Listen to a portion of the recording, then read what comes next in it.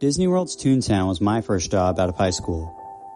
And at the beginning, well, everything was great. For those of you who don't remember, Toontown was where Mickey and Minnie lived in the park and had everything that you would imagine would be in a real neighborhood. Well, a neighborhood that a cartoon would live in. There were houses, kitchens, bedrooms. Kids could even go in and microwave stuff on a little cartoon microwave. Donald Duck had a little houseboat you can go inside. Goofy had his roller coaster. There's a lot of cool stuff. And although it was for kids, I actually really liked it. I mean, where else in the world could you go step inside a real cartoon village? That wasn't until I started working the night shift there. What in the daytime seemed to be cute and silly quickly became very creepy when the sun went down and all the guests left the park. I worked in custodial, so I was one of the last people to go through the parks at night, and unfortunately I usually had to go in alone. So one night when I was doing my rounds and emptying trash cans, I walked straight through Toontown to try to get to Tomorrowland and back to the front of the park. I was finishing a 10-hour day and was definitely ready to get out, so I was walking pretty fast. Normally all the little houses would be dark and the sound effects and stuff would be turned off. But not tonight, though.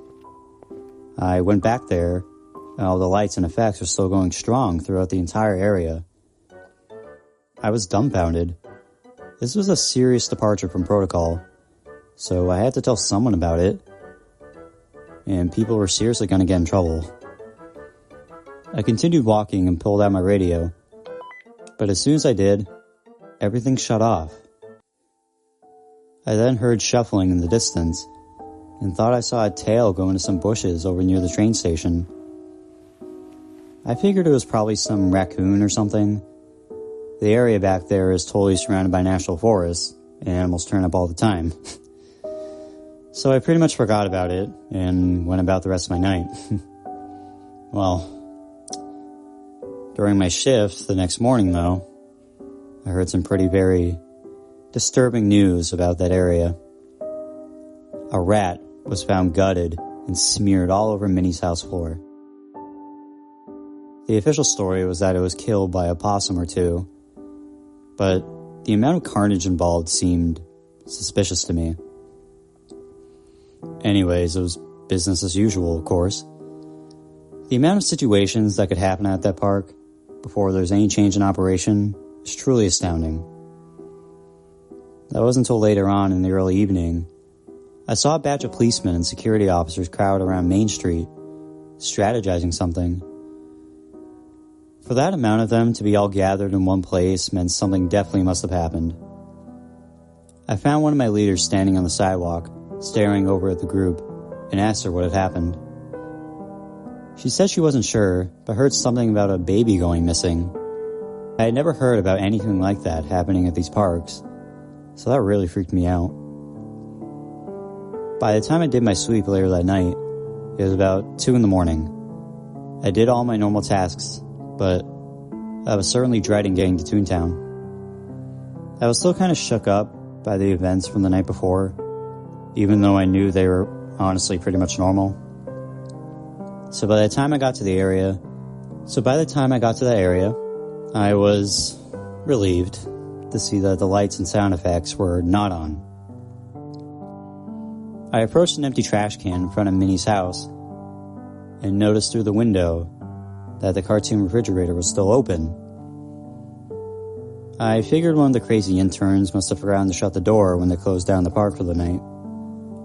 So I walked inside the house and went to the kitchen to close it. But when I tried it, it didn't close all the way. Fear suddenly surged through my veins. I automatically knew something was wrong. Then I slowly opened the refrigerator door and witnessed, to my horror, a baby inside, lifeless and cold. In a panic, I radioed my supervisor and told him what happened.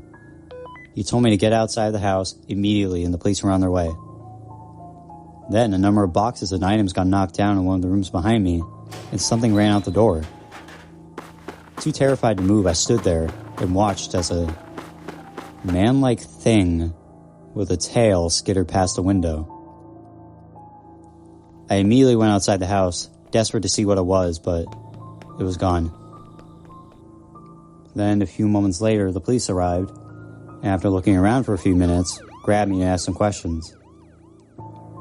As we were walking away, I saw something standing in front of the little kids coaster. I could barely make it out because it was mostly standing in the shadows, but it appeared to have a hideous protruding snout, like a human who had surgically altered his face to make it look more like a cartoon. I yelled for the police to turn around, but when they looked over, it was already gone. Probably out into the woods right behind the ride. After my story, police did a thorough search of the park and woods, but turned up with nothing. Considering that the sighting of this bizarre cartoon man could only be verified by me, it wasn't taken very seriously. The baby's tragic passing, which was determined to be from suffocation, was essentially blamed on the parents. They said the parents weren't looking and the baby probably climbed in the refrigerator on its own. Regardless of how everything turned out, though, I'll always know what really happened to him. And let's just say, anytime I'm in that area, I always have my eyes peeled for the cartoon man.